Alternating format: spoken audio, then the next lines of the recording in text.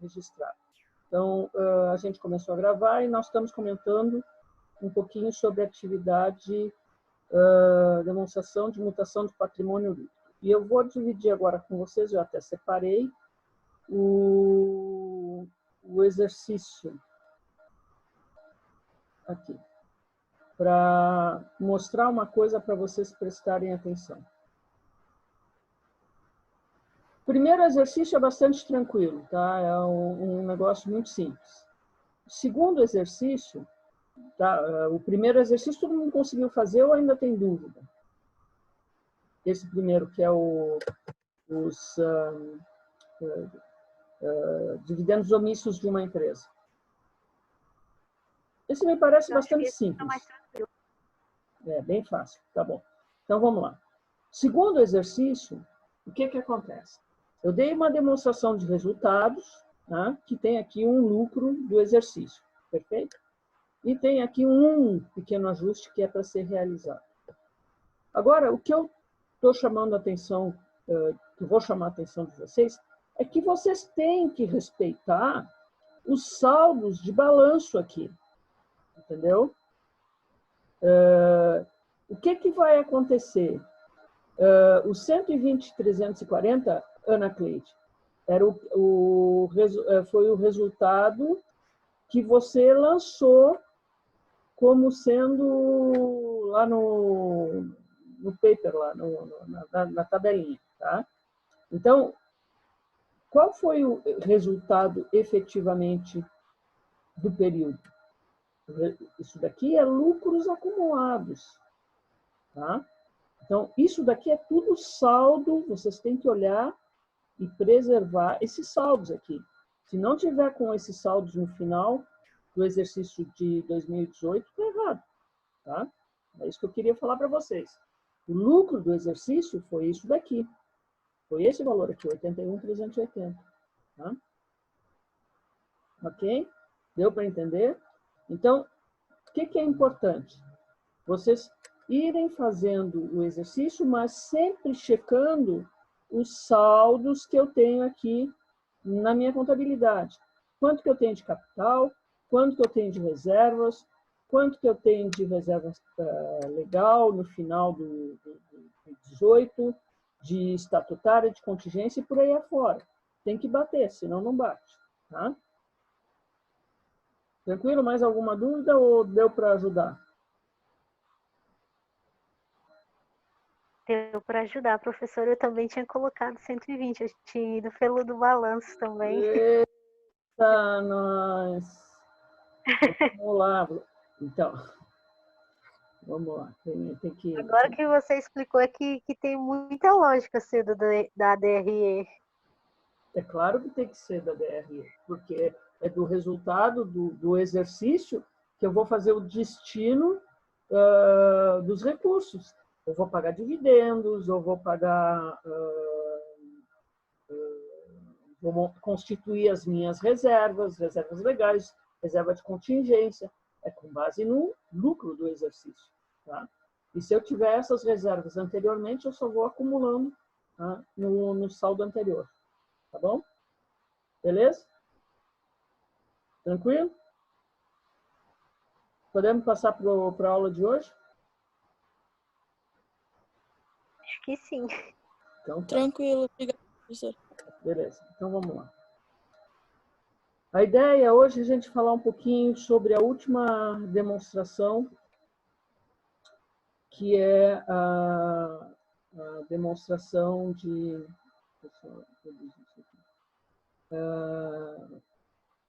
demonstração de valor adicionado. Tá? E com isso a gente acaba encerrando todo o conteúdo previsto aí para a nossa disciplina. Então, vamos lá. Valor adicionado. O conceito de valor adicionado ele é muito utilizado em economia, justamente para avaliar o nível da atividade econômica de uma nação, que é medida através do produto nacional, tá? Produto nacional bruto, o produto interno bruto de uma nação. A definição de valor adicionado em contabilidade deve considerar o aspecto empresarial, ou seja, a avaliação das transações econômicas ocorridas na empresa. Então, só para dar uma ideia aqui com relação ao PIB do Brasil, né, que é o Produto Interno Bruto. A gente saiu recentemente, o PIB do Brasil houve uma queda de 1,5 no primeiro trimestre. E provavelmente, né, o pessoal já, o Guedes e a turma aí da economia, já está falando que o país, este ano, vai ter uma queda no PIB próximo de 6% a 7%, talvez a 8% ao ano. Então, o que acontece quando eu tenho um PIB negativo? Eu não agreguei valor. Tá? E a gente estava indo muito bem, o início do ano foi muito bem, o final do ano passado foi muito bom, e a expectativa é que a gente ia ter um crescimento do PIB, né, da ordem de 2,5% a 3%, tá? Mais para 2%, 2,5%. O que é? Então, a gente estava gerando mais riqueza para a nação brasileira. A empresa é exatamente a mesma coisa, tá? Com as empresas. Então, o que elas estão realizando que está gerando valor, que está gerando riqueza aos acionistas, inclusive, né? É uma coisa que todo acionista quer saber se a empresa está destruindo valor ou se está gerando novos valores. E esses valores que essa empresa está gerando, onde é que ela está gastando depois? Né? Como é que ela está distribuindo essa riqueza que ela gerou? Tá? Então, isso é uma coisa bastante importante, né, para o sistema de produção econômica de uma nação, e a sua participação nesse sistema se dá pela produção de bens e serviços que atendem às necessidades de consumo e de acumulação da sociedade. Então, isso aqui é a questão do PIB, e a gente vai ver aí a questão da empresa. Mas o povo está elétrico hoje, né? Bom, então, imagina aqui o exemplo. A gente tem uma empresa que vende R$100 mil num período. E a empresa efetuou compra de material, né, no valor de 60 mil, né, e pagou 10 mil por funcionários. Qual é o valor adicionado que essa empresa gerou, né, para o país? Então, o valor adicionado é de 40. Por quê? Porque eu gastei 60 de matéria-prima, né, e dos custos, meus custos intermediários, né? E vendi por 100. Então, teoricamente, eu ganhei 40 mil reais nessa brincadeira. Depois eu tenho um gasto aqui adicional de, nesses 40 mil, que é 10 mil que eu estou pagando para os funcionários, tá? Mas o que está embutido nesse meu lucro. Bom, quando eu olho a questão da economia, são os 40. Quando eu olho a riqueza da empresa, eu tenho a riqueza da empresa sendo dividida em duas partes.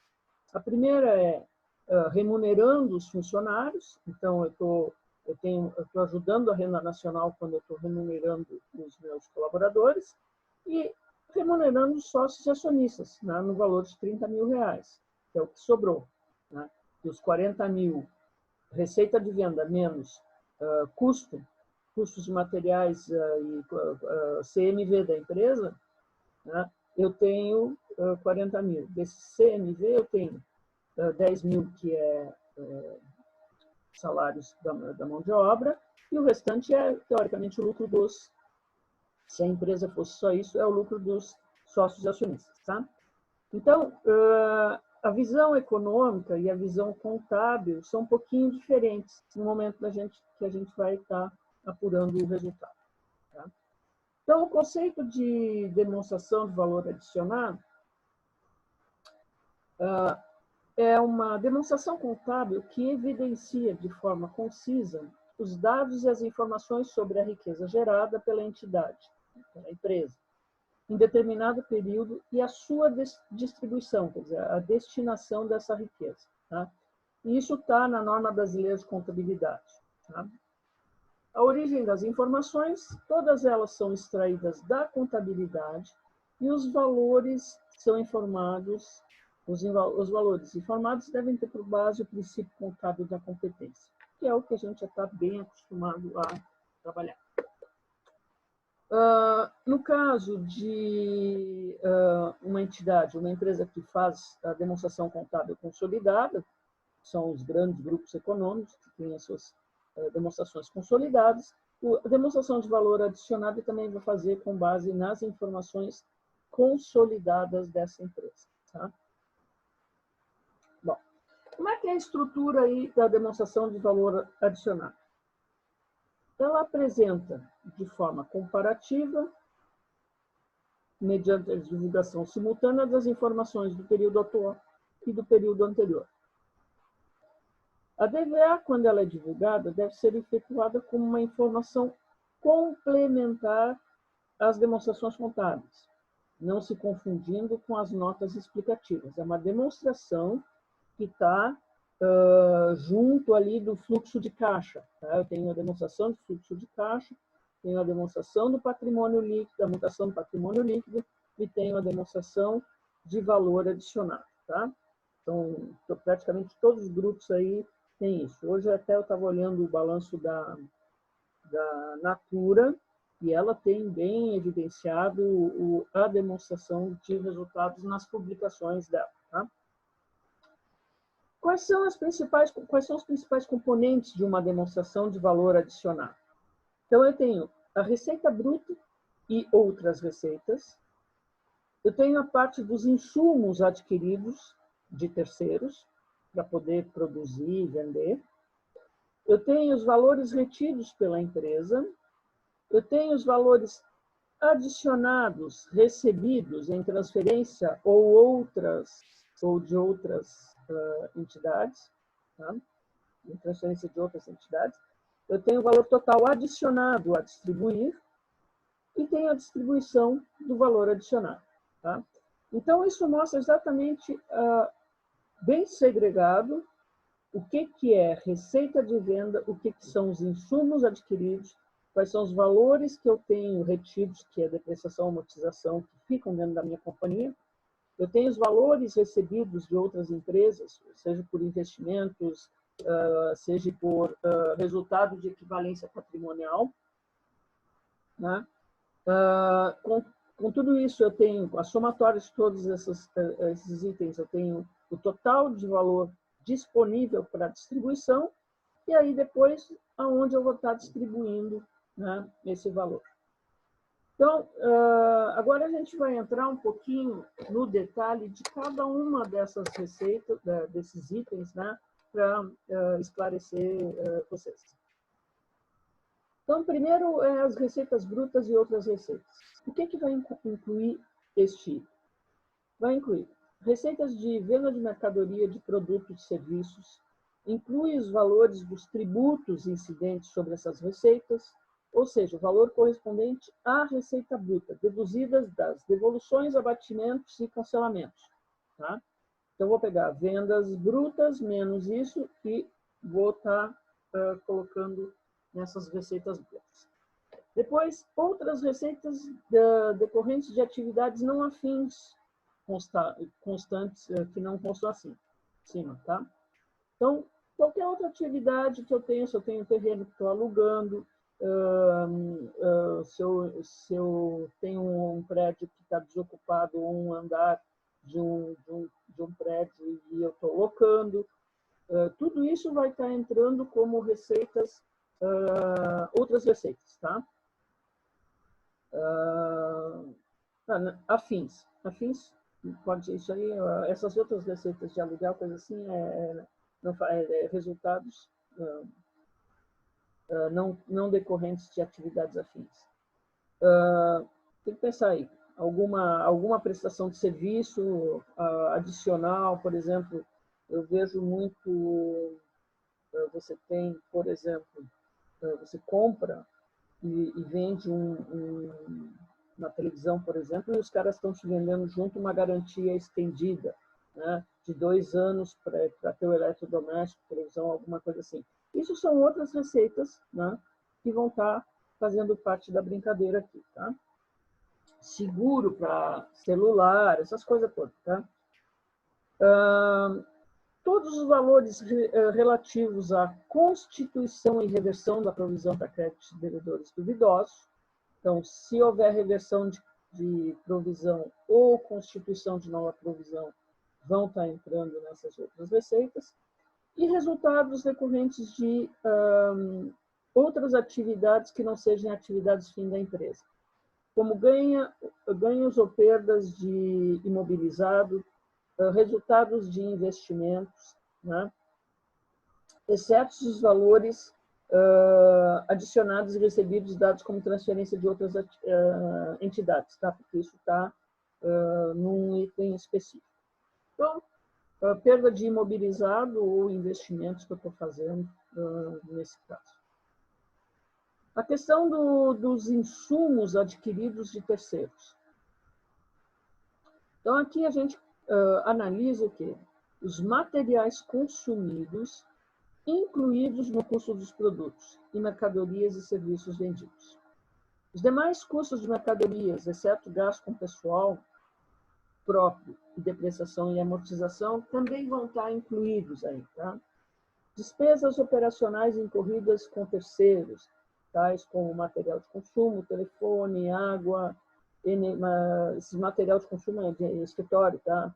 Serviços de terceiro, energia, tudo isso vai estar nesses insumos adquiridos de terceiro. Os valores relativos a perdas de ativos, como perda a realização de estoque ou de investimento, tá? Quando eu tenho estoques que estão defasados ou já não se prestam mais, eu tenho que dar baixa, principalmente aí, olha, o setor farmacêutico, o medicamento que venceu, eu dou baixa e assumo isso como prejuízo e acabou, tá? Então, isso vai estar sendo lançado aí nesses valores a perdas de ativo, tá? Nos valores constantes nos 3 primeiros itens acima, devem ser considerados todos os tributos incluídos na aquisição, recuperáveis ou não. Então, a parte dos impostos que eu estou calculando aí na compra da matéria-prima e tudo mais, eu tenho que estar lançando aí como impostos, tá? Tem que estar sendo considerado nessa parte. Valores retidos pela entidade, depreciação, amortização e exaustão, tá? Tudo que for registrado dentro do próprio exercício. Os valores adicionados recebidos, dados em transferências a outras entidades. Então, resultado positivo ou negativo de equivalência patrimonial. Todo mundo sabe o que é equivalência patrimonial? Sim ou não?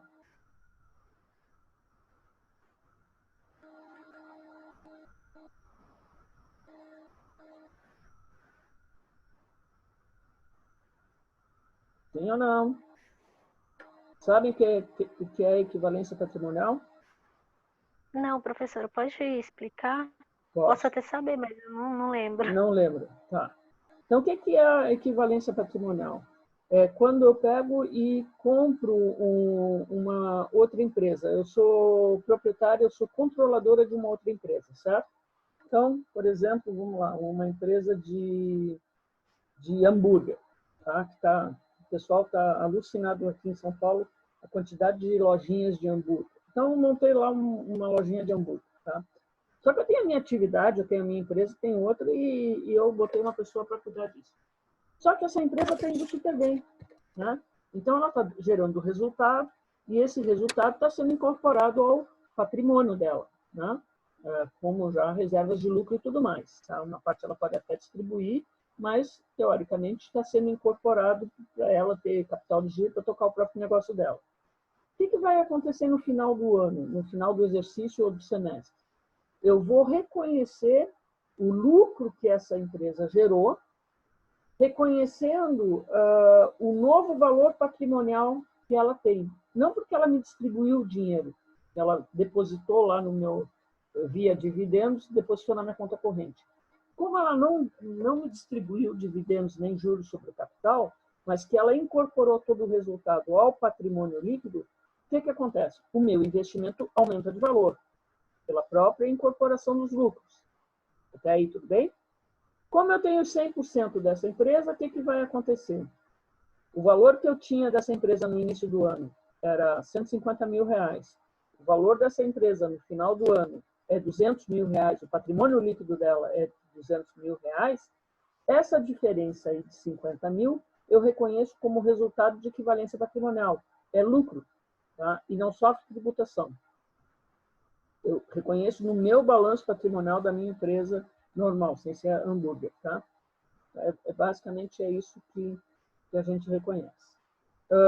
Quando conglomerados, por exemplo, banco que tem empresa de leasing, corretora, banco comercial, carteira de câmbio agora já está tudo incorporado, mas, por exemplo, um banco que tem uma empresa de turismo, que tem uma empresa de uma distribuidora de títulos e valores mobiliários, uma financeira.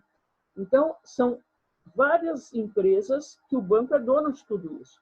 Então, ele vai acabar reconhecendo o resultado dessas empresas no conglomerado através do resultado da equivalência patrimonial, através da equivalência patrimonial. Tá? Basicamente, é assim que funciona. Também vou estar reconhecendo os valores registrados como dividendos, né, os recebimentos de dividendos, relativos aos investimentos que eu realizei, e nesse caso é o preço de custo. É o caso quando eu invisto em ações, eu compro ações de empresa. O que vai acontecer? Eu tenho lá meu preço de custo, quanto que eu paguei nesse papel, determinado papel, mais as corretagens, esse é meu custo, e eu estou analisando quanto a empresa está me pagando de dividendos, é o que eu analiso, para ver a taxa de retorno desse investimento, para ver se vale a pena continuar com a empresa ou não. Tá? Então, é um pouco isso que eu faço e que um grande conglomerado vai fazer de outra forma. Tá? Os valores registrados como receitas financeiras, qualquer operação com instituição financeira, entidades ou grupos de terceiros, exceto para entidades que devem ser classificadas como exceto para entidades financeiras que devem... Então, resultados de receitas financeiras. Vamos por parte. Então, aplicações financeiras que eu tenho, sobra de caixa que eu estou aplicando no banco, e isso vai voltar para mim via resultado lucro, né, de operações financeiras. Tá? Recursos que eu emprestei para uma outra empresa, uma coligada, e ela está me devolvendo, está me pagando juros, vai entrar como receita. Aqui o exceto é as instituições financeiras devem, para a instituição financeira, um banco, por exemplo, essas receitas financeiras é resultado bruto dele. O banco ganha dinheiro emprestando dinheiro, então ele não pode reconhecer como outros valores. Tá? Entra lá na primeira linha que a gente viu. Valores registrados como receita de aluguel, de royalty, quando se tratar de uma empresa que não tenha um objeto, uma entidade que não tenha como objeto essa atividade. Tá? Se eu não sou uma administradora de condomínios, por exemplo, eu tenho um imóvel ou uma laje corporativa e parte da laje eu não estou ocupando, eu vou alugar ela, né, e vai entrar como receita de aluguel. Tá? Ou aqui também, aqui eu tenho um pouquinho mais de dúvida, a questão dos royalties. Por quê? As franquias, né? Se você for montar uma lojinha do Cacau Show, você vai montar uma franquia da Cacau Show e você vai ter que pagar royalties para Cacau Show. Né? Então, a franquia, esses royalties de franquia, para mim, vai ser, não é outros valores adicionados, sim, ele faz parte do pacote dos insumos, porque você já sabia quando você entrou com a proposta de montar uma loja da Cacau Show, que você teria royalties a serem pagos para o proprietário, além de outras despesas de marketing, não sei o que mais, que você tem que pagar uma taxa lá que o franqueado tem que pagar para o dono lá da Cacau Show. Tá? Então, só nesse valor aqui, de royalties, quando se trata de franquias, é que eu acho que isso daí é um pouquinho mais delicado. Teria que pesquisar um pouco mais a fundo a contabilidade, tá? A legislação a esse respeito. Tá? Professora, Sim. só uma coisinha. Usando esse mesmo exemplo da Cacau Show, se a Cacau Show resolve pegar a franquia para ela de volta e abrir uma loja própria, digamos assim, teria alguma consequência, ou melhor, foi resultado de alguma consequência na equivalência patrimonial? Não, porque o que acontece? São duas coisas independentes. Cacau Show, McDonald's, Boticário, são lojas franqueadas. Até agora, os franceses aí do L'Occitane, eles também estão fazendo lojas franqueadas. Por que eu faço isso? Qual é a estratégia quando eu monto um negócio de franquia com Cacau Show, até Copenhagen, por aí afora? Para que eu tenha recurso suficiente para botar a cada 10 quadras uma loja minha, perto do cliente final, eu teria que ter um volume de investimento, uma capitalização da minha empresa brutal. E eu não tenho isso. Então, como é que eu faço para a minha empresa começar a crescer de forma mais rápida, né? E de forma eficiente e atingir todos os pontos do Brasil? Eu vou estabelecer franquia. E o que acontece? Eu posso ter as minhas lojas próprias, assim como a Copenhagen tem, Cacau Show tem, McDonald's tem. Eu acho que o McDonald's tem alguma coisa como 100 ou 160 lojas próprias, o resto é por franquia. Tá? Porque cada loja, por exemplo, do McDonald's deve estar custando hoje entre uns 3 a 5 milhões de reais para montar uma loja. Tá? Então, eu tenho que ter um capital fantástico para o Bob's, todos esses caras, para mim estar atendendo toda a clientela no Brasil inteiro. Então, eu crio esse sistema de franquia onde eu vou passar toda a tecnologia, todo o meu conhecimento para o meu lojista. Ele vai ter um treinamento, eu vou ajudar ele a montar a loja dele, a mostrar os investimentos que ele precisa fazer, etc. e tal. Só que eu posso fazer o que normalmente eles fazem, é que toda a parte de divulgação, de marketing, etc. e tal, é centralizado no head office, tá? na empresa que originou. Tá? E para fazer esse marketing, os franqueados têm que pagar X% do faturamento, tá? Um percentual aí de 3%, 5% do faturamento, ou um percentual fixo, inclusive, pode ser também. E fora isso, tem os royalties, que tem que pagar, que é uma taxa. Independente de faturamento ou não faturamento, ele vai ter que pagar essa taxa.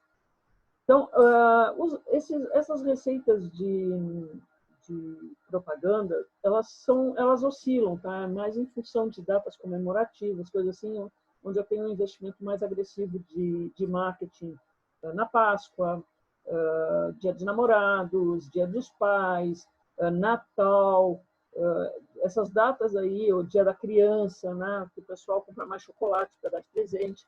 Então, nessa época que eu faço muito mais propaganda na televisão, na rádio, na imprensa impressa, né? Então, por isso que tem picos, né? Assim como em shopping center, tem picos de propaganda. E o royalty é um fixo. Tá? E eu estou pagando isso por quê? Porque a empresa me transferiu tecnologia, acompanha todo o desenvolvimento da minha empresa, como está evoluindo as minhas vendas e me dá consultoria a qualquer momento. Quem está fazendo um trabalho até praticamente online agora nesse sistema de franquia é as lojas Hering, dos vestuários, calças, camisetas e tudo mais. Tá? Eu estou até acompanhando um pouquinho mais de perto, porque eu estou querendo comprar as ações dessa empresa, e o cara está fazendo um negócio muito bacana. Ele vai lá, está ajudando as empresas a se remodelarem as lojas, a ter um sistema muito mais online de entrega de mercadoria em função das vendas, de inovação de produtos. Então, está um negócio bem mais interativo, está bem mais interessante, né, para os franqueados, né, quando o patrão, né, o dono do negócio, está super envolvido com o desenvolvimento da loja e as vendas da loja. Está terminando o nosso tempo aqui, eu acho que eu tenho 30 segundos. Então, eu vou parar aqui nesse textinho dos valores adicionados recebidos e vou estar preparando mais um link aí para estar encaminhando para vocês, tá? Se cair, não se desespere. Consegui responder a sua pergunta, Paloma? Conseguiu, obrigada, viu? Tá bom.